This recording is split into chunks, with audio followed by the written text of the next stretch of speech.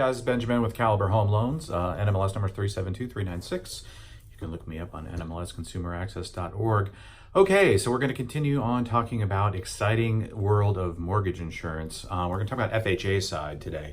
So FHA basically is a little bit different than conventional. FHA loans require 3.5% down on the loan.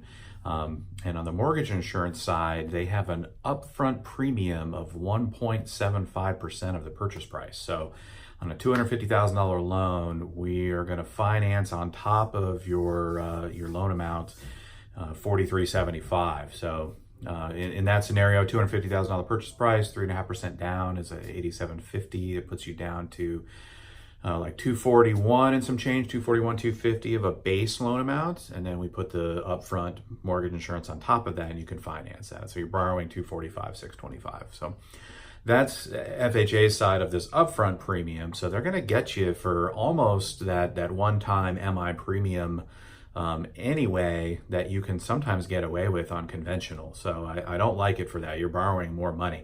A conventional loan, for example, with 3% down at $250, you're going to borrow $242,500 versus $245,625. So you're already borrowing more money with FHA right off the bat by a couple of grand. So not a huge fan there.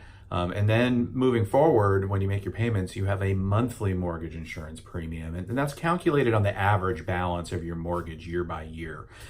So every year it'll go down just a tiny little bit as your balance starts to pay down. But basically right up front, it's going to be, in the first year, it's going to be 0.85% monthly. So you take the total average amount of the loan amount through the year. We're going to do all this math for you. Computer does it for us too. Easy stuff for us. But bottom line, it's 0.85% as opposed to conventional mortgage insurance tends to be cheaper on a monthly basis, especially if you have a little bit more down. One thing about the MI on FHA is it never goes away. So everybody hates it for that. It doesn't go away anymore.